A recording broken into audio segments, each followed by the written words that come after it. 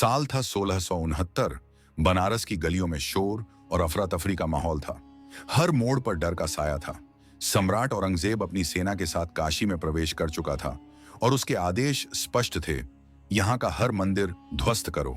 लेकिन जैसे ही उसकी सेना काशी विश्वनाथ मंदिर की ओर बढ़ी, अचानक वहां से हजारों नागा साधु प्रकट हुए। उनके शरीर पर राख और भस्म जमी हुई थी और उनकी आंखों में अनजानी तेज चमक रही थी। साधुओं ने बिना किसी भय के औरंगजेब की सेना पर धावा बोला। युद्ध भयंकर था। तलवारों की चमक, जंगी घोड़ों की दस्तक और हाहाकार के बीच मंदिर का गर्भगृह टूट गया।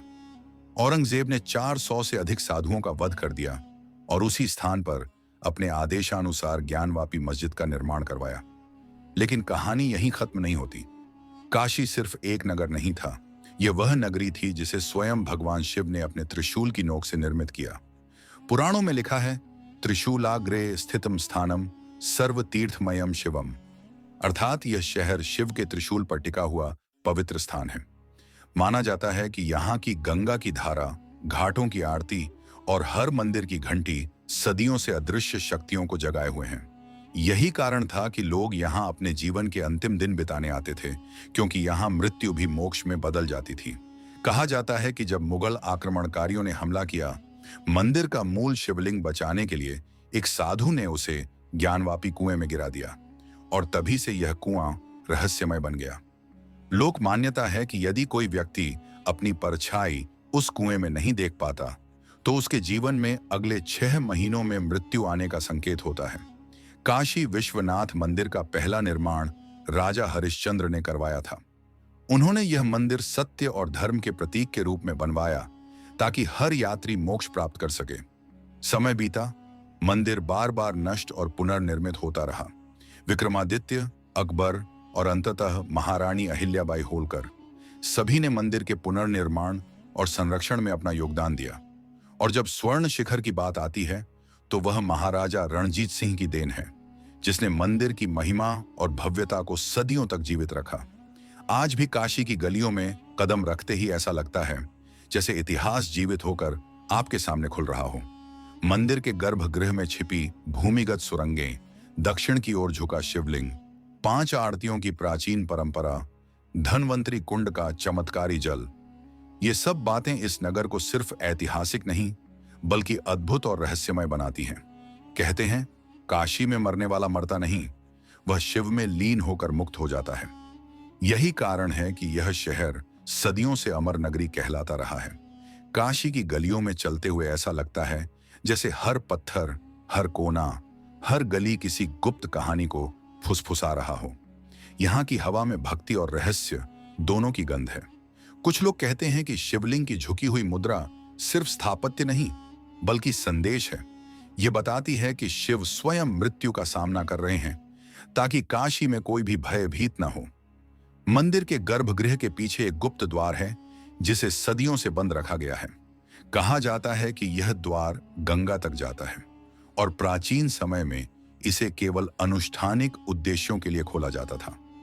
पुराने कथाओं में लिखा है, जब आखिरी बार इसे खोलने का प्रयास किया गया तो अंदर से भयंकर आवाजें और हवा का तूफान निकला। तब से यह द्वार तांबे की प्लेट से सील कर दिया गया और केवल विशेष पुजारी इसकी रक्षा करते हैं।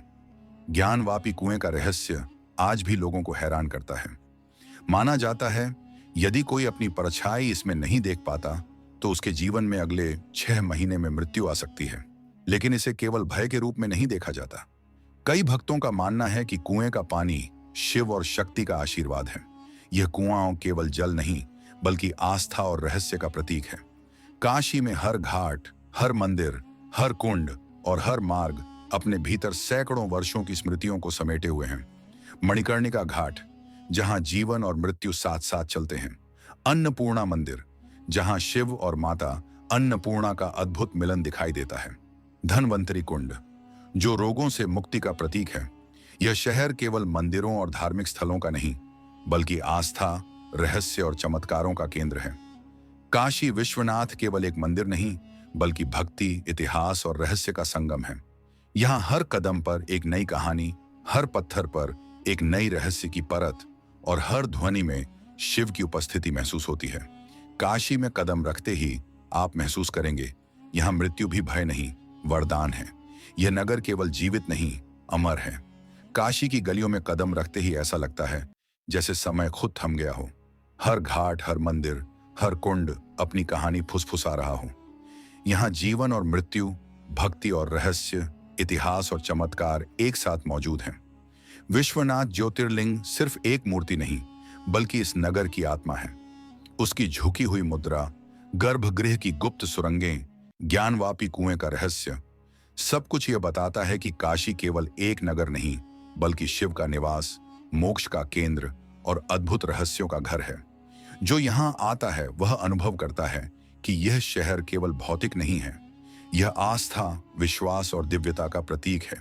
यहाँ हर सांस, हर ध्वनि, हर जल की बूंद और हर पत्थर शिव की उपस्थिति की गवाही देता है। काशी में मृत्यु भी भय नहीं, वरदान है। और यही कारण है कि यह नगर सदियों से अमर नगरी कहलाता रहा है। यह कहानी हमें याद दिलाती है कि काशी केवल इतिहास नहीं, बल्कि अनंत रहस्यों और चमत्कारों से भरी एक जीवित कथा है। यहाँ हर मोड़ पर एक नई रहस्य की परत, हर कदम पर भक्ति और हर ध्वनि में शिव का आशीर्वाद मौजूद है। और जब आप इस नगर में कदम रखेंगे तो महसूस करेंगे, काशी केवल एक शहर नहीं, यह शिव की नगरी है, जहां जीवन और मृत्यु एक साथ सांस लेते हैं और आत्मा मोक्ष की ओर अग्रसर होती है। हर हर महादेव।